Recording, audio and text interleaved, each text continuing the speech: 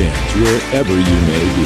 Welcome back for another edition of the Seahawks Playbook Podcast. Join your host, Bill Alvstad, and co-host, sports writer and football analyst Keith Myers, as we talk Seahawks football.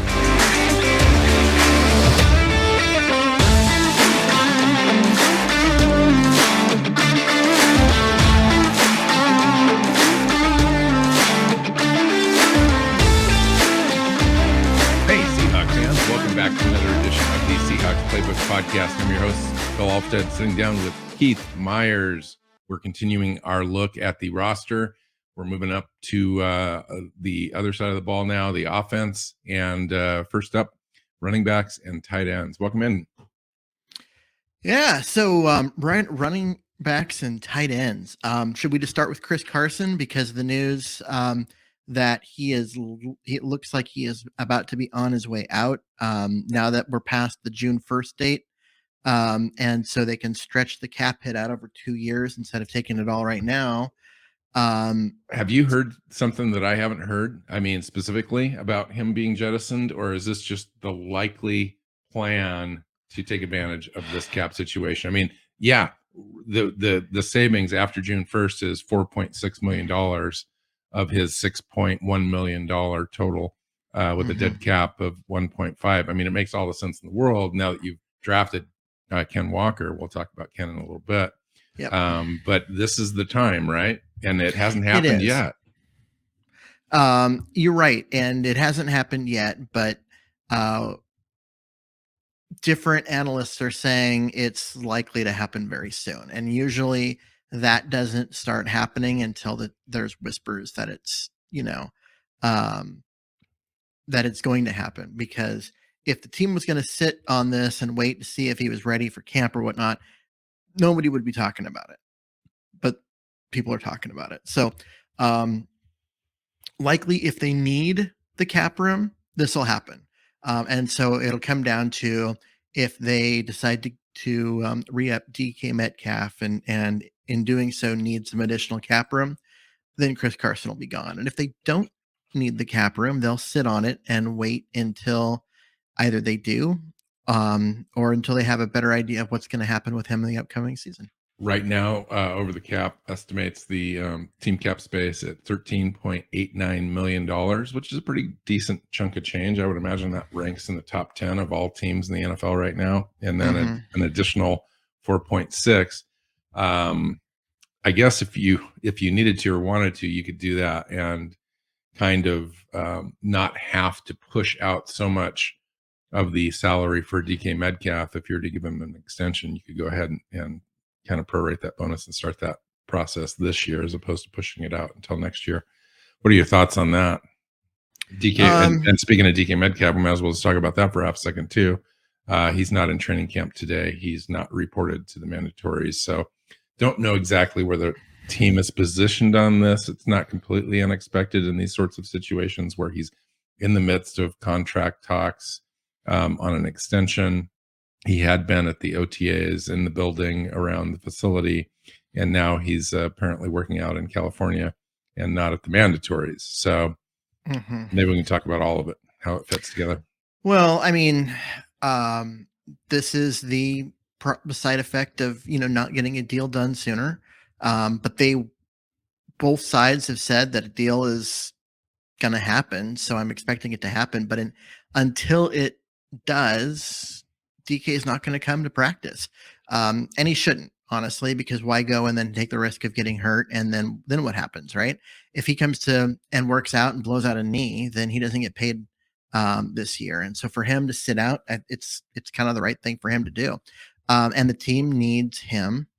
They need him badly. And so they'll get this deal done and make sure that it happens. And I don't really have a problem with any of it. Do you think he's going to be closer to 20 million a year or 25? 20. And that's where they're hung up, I bet.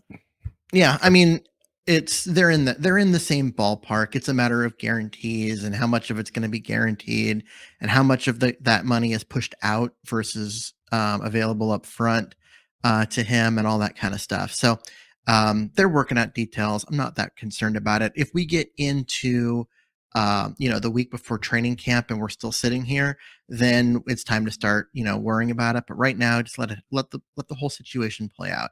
The big thing for me is that, he is, as a second round pick, he's not making a lot. And when they sign him to a big deal, it's going to come with a big signing bonus. And it's a 4-year deal. A quarter of that signing bonus is going to get tacked onto the cap this year. And in doing that, they're going to eat up a bunch of that cap space. And at that time, that's when you're going to see a guy like Chris Carson disappear off the roster in order to make room in terms of the salary. So let's say they don't need the room. Let's say Chris Carson stays on the roster for some reason. Maybe they're not completely set with Rashad Penny, how they're feeling on Rashad Penny as far as the ability for him to stay healthy. He already missed a little bit of the OTAs because of a little hamstring that's kind of crept up 2 or 3 years now for him. And so having Chris Carson around is just a little bit of an insurance policy that they can make sure that they are able to run the ball effectively this year. So we'll see. I think him to his health. And having him, right. The neck thing, and then having this contract thing not be a huge issue for the team to take on. If it is, then he's probably likely gone.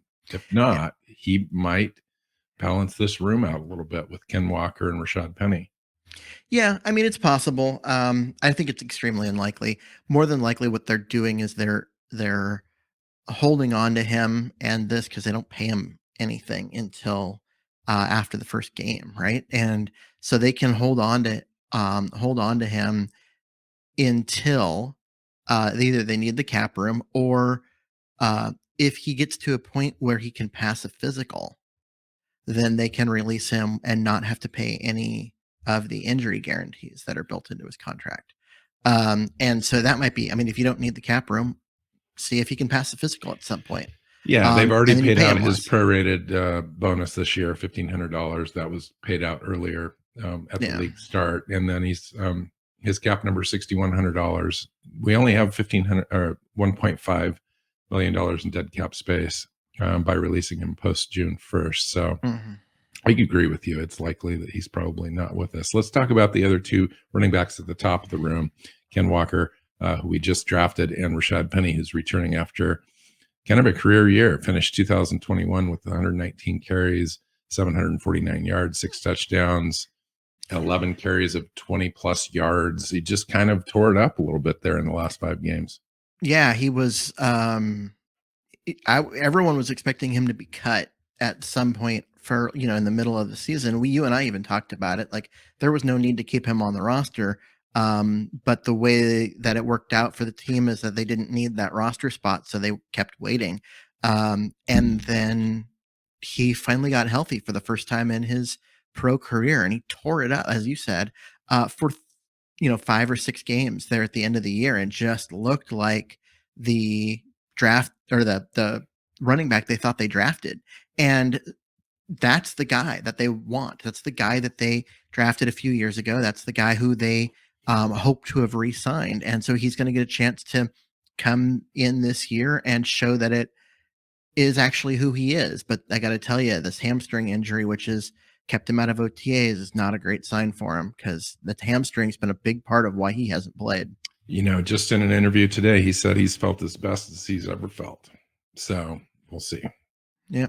See how that goes. Maybe the team's just, taking it easy with him. They know he doesn't need the work because he was with the team last year and all of that. They're just like, we know he's fragile. Let's not risk it.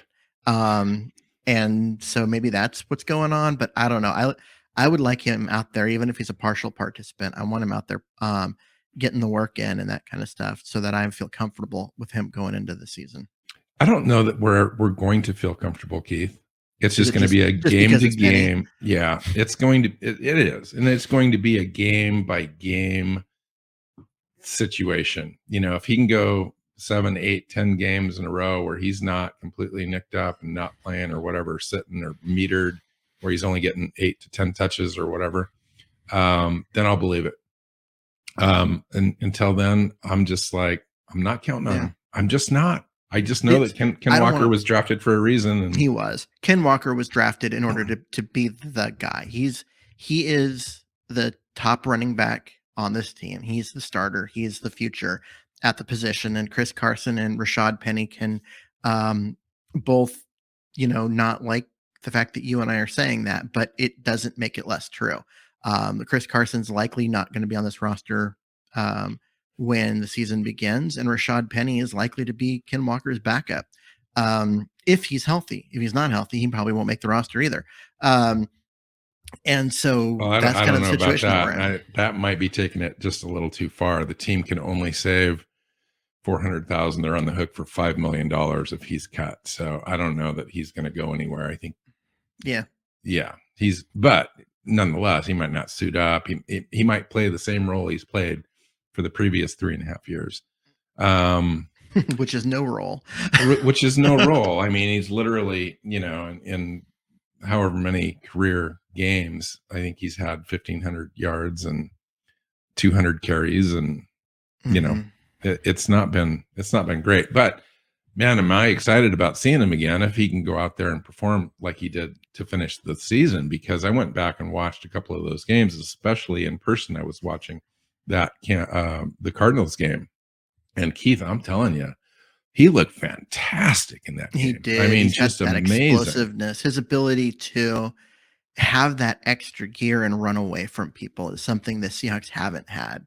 I mean, Lynch wasn't that guy. Carson's not that guy.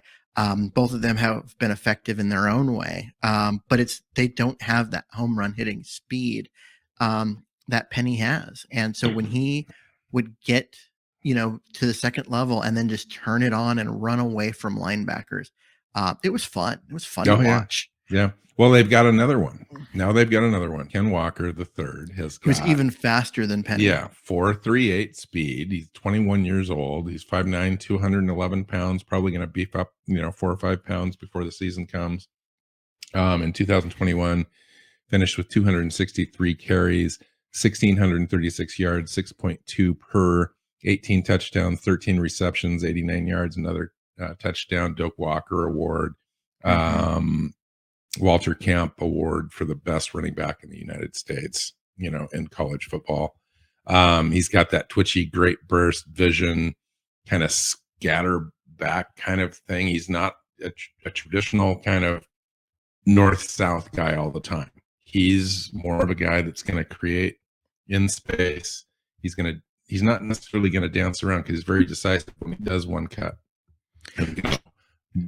Yeah, but he's also not a guy that is going to just be a scat back and dance around. Like, watch him run. He runs with power. He'll go through and initiates contact. Yeah, so he kind of is a little bit of everything as far as he can run with power. He runs with great speed. He's got good vision. He's the starter, and that's one of the things that we look at is, will he pick up all the different cues on the zone blocking scheme and everything the team wants? Maybe not right away, and that may be why he doesn't start week 1 or week 2. But at some point this season, this will become his running game, and he'll be the guy, and everyone else will be only getting a chance to play when he comes out, but he will still be the guy.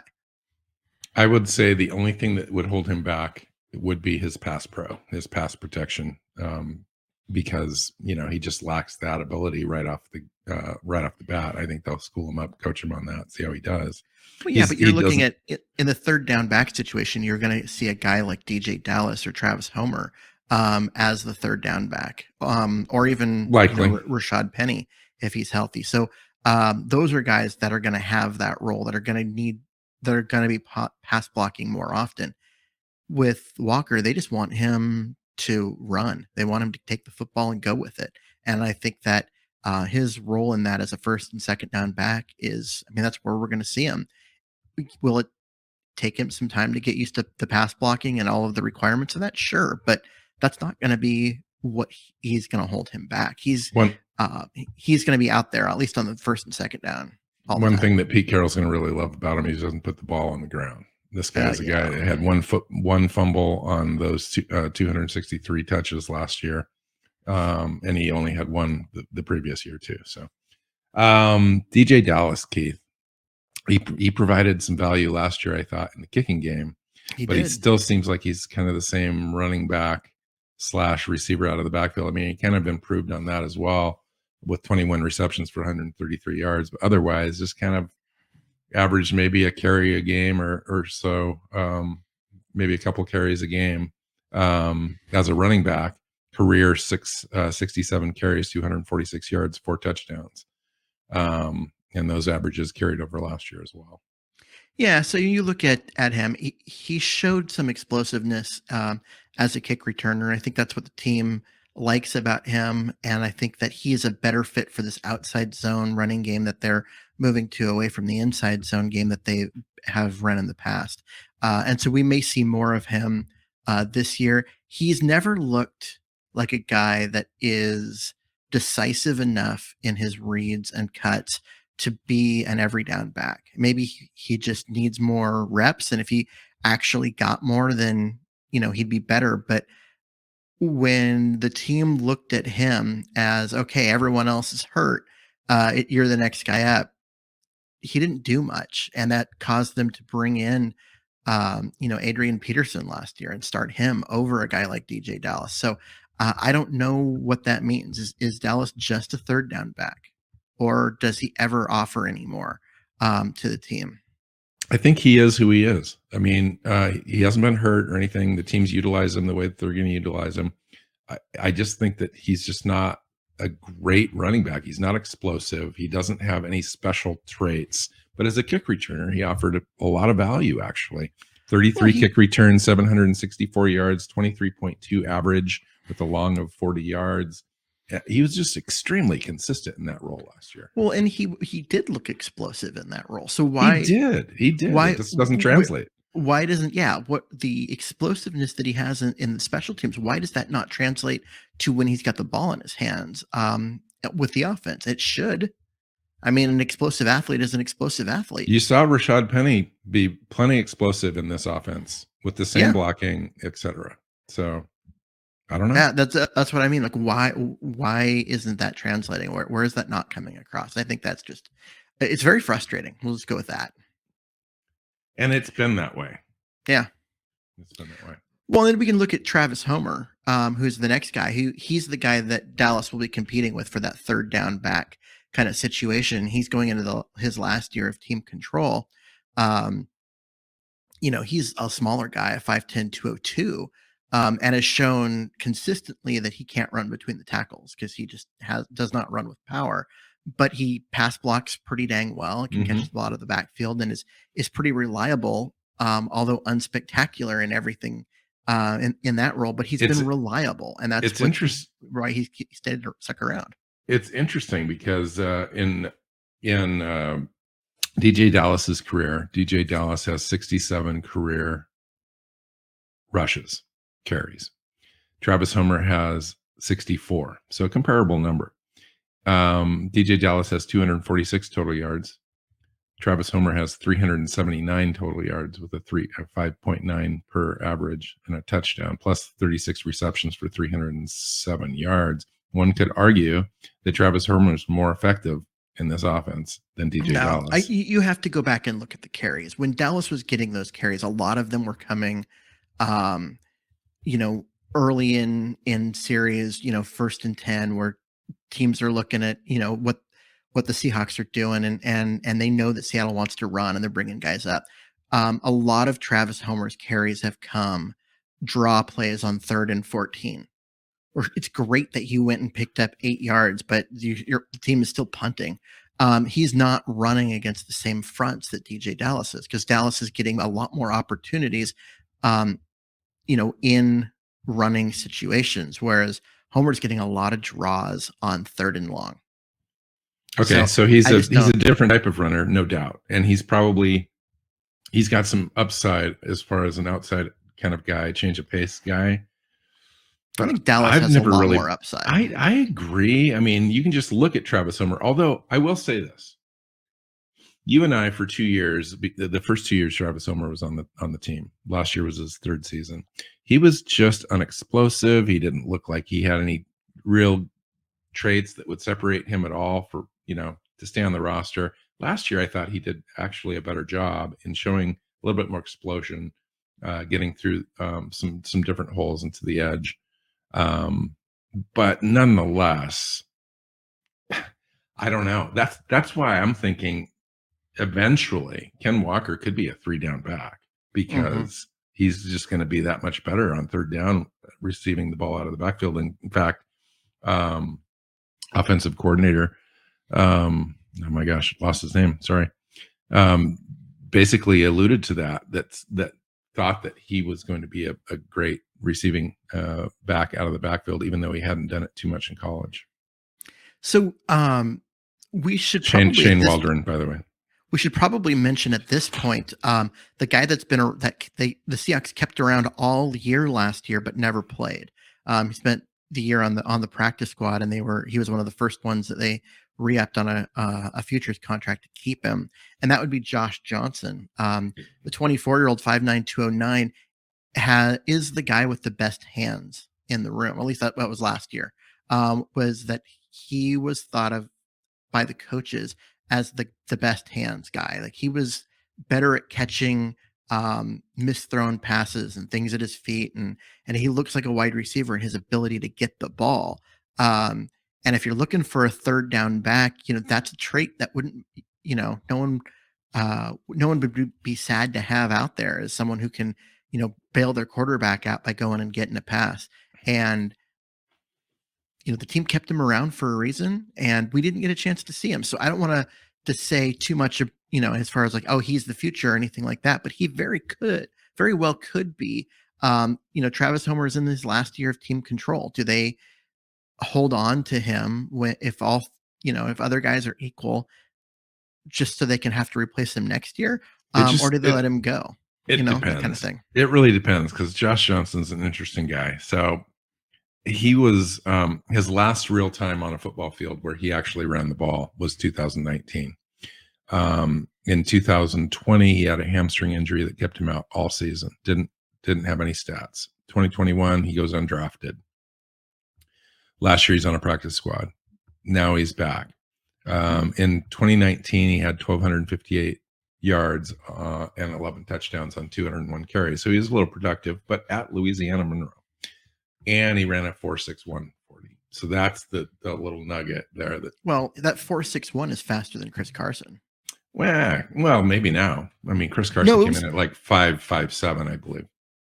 He was 4.6 plus. They're right around the same. Right? You know what I mean? Yeah. Yeah. So I mean, he's in that same boat. So I don't. But quite a bit smaller. 5'9", 209. Yeah.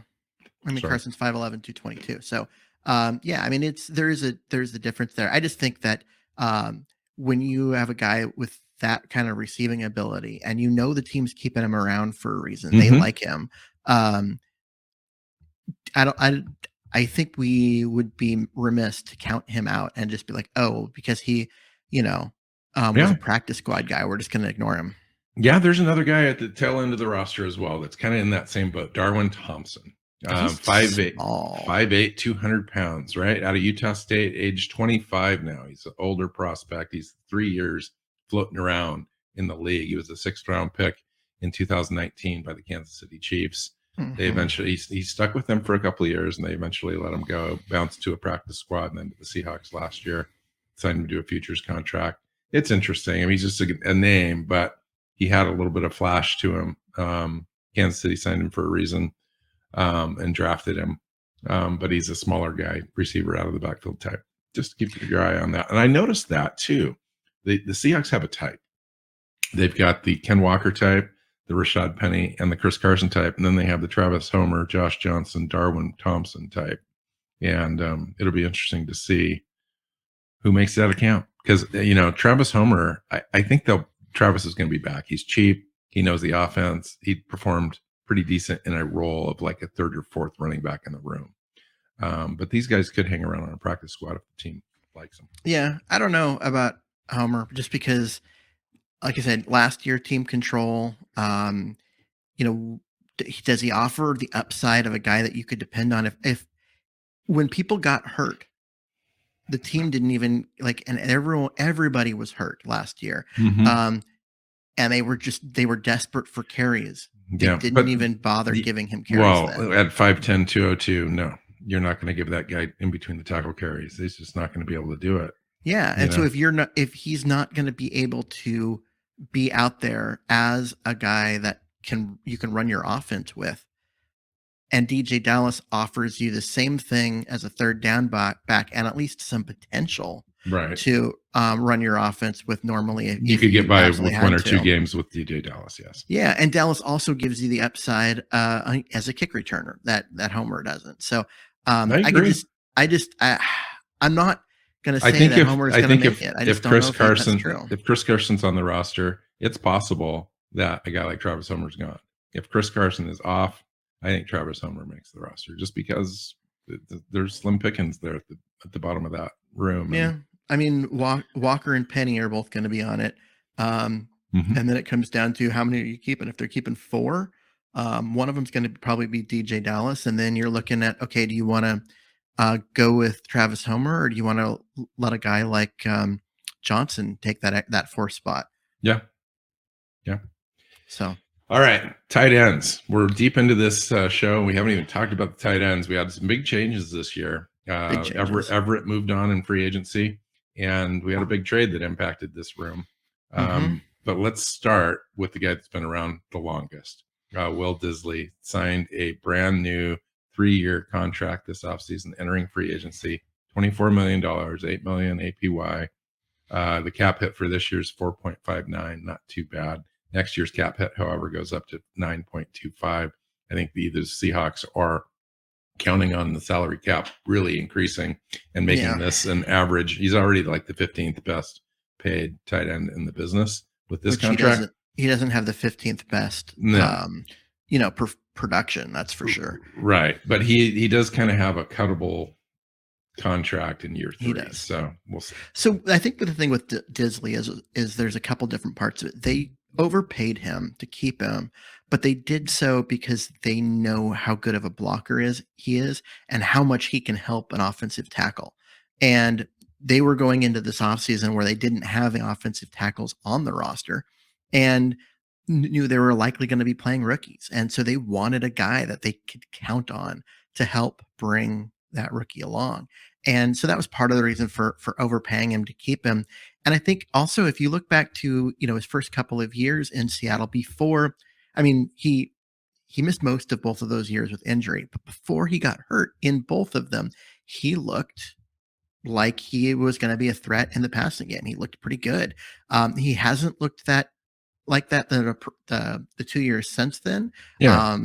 Coming back from 2 major injuries that one year, and then last year, they pretty much gave all of those routes and everything to Everett. So we don't know if it, what they're looking at with him. I think they see potential for him to get back to that, explosive ability in the passing game, and they knew they needed him as an inline blocker. And at 6'4", 265 pounds. He's perfect for that, and he does a great job inline blocking, and he knows the offense. And he's one of the best in the entire NFL as a blocker at tight end, and that's half the job. People look at the receiving stats, and he didn't have the receive. Receiving is only half the job if you're a tight end. Yeah, blocking is the other half. So he's been averaging like 25 receptions, 275 yards, and 3 touchdowns every year, basically. And so that may be who he is, but I think this year offers a unique opportunity to maybe increase that a little bit, along with Noah Fant, who we'll talk about in half a second, because, as Noah Fant said in his press conference, this offense is really friendly for tight ends. It is. And we just didn't see that actually translate to on the field production last year, because we all know that Russell Wilson had some issues. If he had any issues, and he's a great quarterback, you're not going to hear me, tear him down or anything, but he did have issues getting the ball to tight ends, and it started with Jimmy Graham, and it just continued, not utilizing that in the middle of the field as much as he probably could, in lieu of trying to get the ball into more explosive plays and so forth. So yeah, Wilson just didn't do much over the middle, and that's typically where your tight ends live, is in the middle. And so that, that's just part of Russell Wilson's game, is that he throws to the outside extremely well, but he does have some weaknesses in the middle of the field. And so it hurt the tight end production. They're not going to have that issue hopefully this year, and they'll be able to use more of the field, and guys like Disley and Fant will get their opportunities. I do think that Disley is a 45 catch. I agree, guy. And we've talked about that before. I'm not expecting him to go out there and get 60 to 70 catches and 800 yards. Like, I just don't think that that's a realistic expectation for him, given that he stays into blocks so much more than the guys that have those kind of stats. His stats are really interesting if you extrapolate. Yeah, because in 4 seasons, he's got 76 receptions for 900 yards and 11.8 average and 9 touchdowns, including 42 first downs. Chain mover, right? Mm-hmm. You go, and let's talk about Noah Fant now. So keep that in mind. Noah Fant came to us in that Russell Wilson trade from Denver. I thought the best piece that we got with the highest upside. I think this guy's a real player, a good guy to complement Lockett and Metcalf. And I think that he could even surpass one of those two in receptions this year. I don't know about yards and all that kind of stuff and touchdowns, but we'll see. And the reason I say that is because of the quarterback play. I think we're going to see a lot of dink and dunk, check downs, all that kind of stuff. I mean, Noah Fant already was averaging 67 receptions a year. He could end up having a career year here, 75, 80 receptions, and take some of those balls from DK Metcalf away. But anyway, 20th pick overall in 2019, runs a 4.5 40 at that size, 40-inch vertical, Keith, 6.81 3-cone, which is a lead at that size. In 3 seasons, he's got 170 receptions, 1,905 yards, 11.2 average, 10 touchdowns. And they picked up his 5th-year option, which comes in at $6.85 million, which begins in 2023. Noah Fant, Keith. Yeah, he, as far as a receiver, is far more productive than Will Disley, always, and has been. I know that the averages are about the same per yards per catch, but clearly more dynamic in his ability to get open. He demands more catches, more throws going his way. With poor quarterback play, I might add. Yeah, Disley also had Wilson the whole time, and Fant had a whole bunch of not good quarterbacks, including Mr. Drew Lock, throwing him passes. So, it is interesting. I think that Fant is poised to feast this year. I don't know if he surpasses Lockett or Metcalf. That was a pretty big statement, and I just got to throw that out there. But yeah, it's possible. I mean, there are certain tight ends in this league that are one or the first or second pass catchers on their teams. And and you parse the words that Pete Carroll's talked about with the point guard situation. And I just know the fact that they're going to try to pare this thing down a little bit and kind of operate within the scheme and within the system and just kind of methodically march down the field instead of taking these big chunks. And the reason they're not going to take those big chunks like that we used to is that a guy like Drew Lock completes 20% of his passes over 20 yards or 25 yards. And Russell Wilson was completing over 40%, 50% of his passes over 25 yards. So that leads to more interceptions, more chances. Pete's kind of adverse to that, as you guys know. And so I think that comes in. I think we play within this 20-yard, 25-yard box, Keith. And I think that guys like Noah Fant and maybe even DK Metcalf, if they change his route tree a little bit, are big beneficiaries in that. I still think that you can take advantage of Metcalf's speed and not just run him deep on every play and bring him on drag routes and crossing routes. I do. Yeah. And things where you can get him to use his speed across the field where he can still run away from people. And if they do that, they can get him open. They can get him a lot of catches. Yeah, I think what, and this is just me, but what I'm seeing this offense do this year is march down the field in these little 5 to 10 yard chunks, and then in the red zone, they kind of allow like a guy like Colby Parkinson, who we'll talk to in a second, and Noah Fant, who has that 40-inch vertical at 6'4", and DK Metcalf and Freddie Swain showed some ability. to go down and jump ball this thing and create some scoring opportunities that way. But before they get to the red zone, I see this offense as being pretty conservative, and it's probably going to drive a lot of people nuts, but that's just the way it is, because they don't want to see a guy like Drew Lock turn the ball over, which he's shown propensity to do. He's kind of a 50-50 guy. 50% of his balls are going to be touchdowns, 50% are going to be interceptions.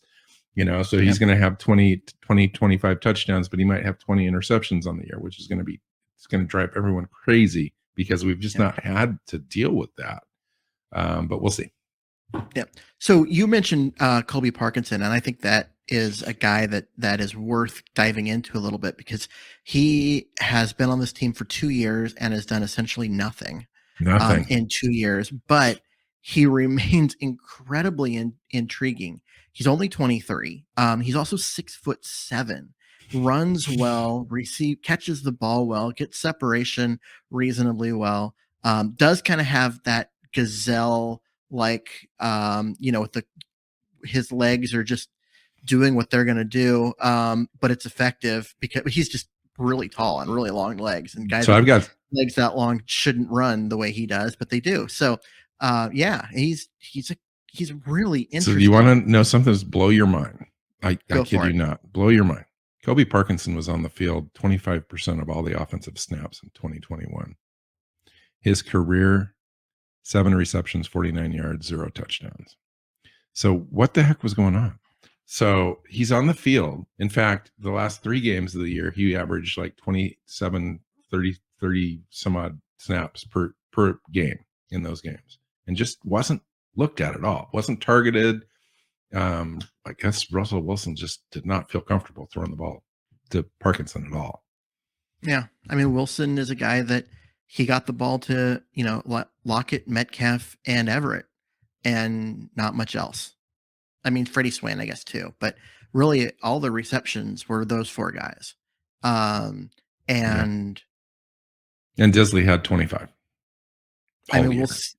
All year. We'll see what happens this year. I mean, Parkinson remains an intriguing guy. He is so tall and he's got good hands, and we know that the team wants to use him. And Pete Carroll was super excited at this point last summer, and then of course Parkinson got banged up a little bit in training camp, and they just never really figured out how to use him.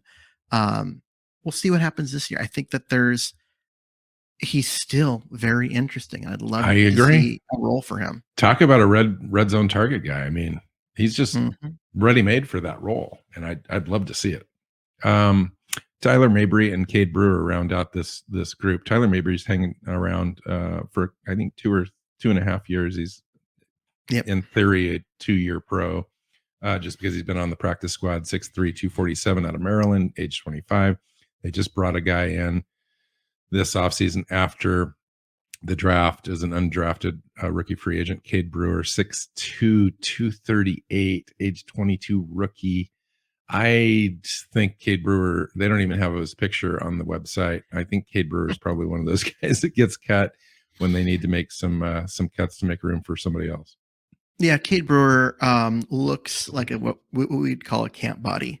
It's basically, you've got like Will Disley has got a sore knee or something, and but you need someone to take his spot and get through all the reps, to get through a practice. Well, that's what Cade Brewer's for. And maybe he's not. Maybe the team does like him and he has a chance to stick around, but that's just what he feels like at this point. And at 6'2", 238, he ran a 4'7", 240. Yeah. So, I mean, we won't know more about him until training camp, when practices are out there and we can actually get out and get a look at him. But right now he does very much look like camp body material. So there's that. And Tyler Mabry's been around with this team. The team actually likes him. Like, this isn't just he's more than a camp body. The team likes what he brings, his toughness, his ability to block. I mean, he's no Will Disley as a blocker, but he's kind of a meanness and an attitude in the way that he blocks. The team likes that. They like that he'll get downfield and be blocking people 10 yards downfield. And he has some upside as a receiver as well. So he's kind of been that developmental project that they've had, and this is kind of the year he needs to show that he belongs on the roster. And if he doesn't, it might be the end of his time in Seattle. Hard to break through with the three guys at the top. What do you think? So what do you think of the running back room? What do you think of the tight ends? I got to tell you, I like the running back room a lot more with Walker on it.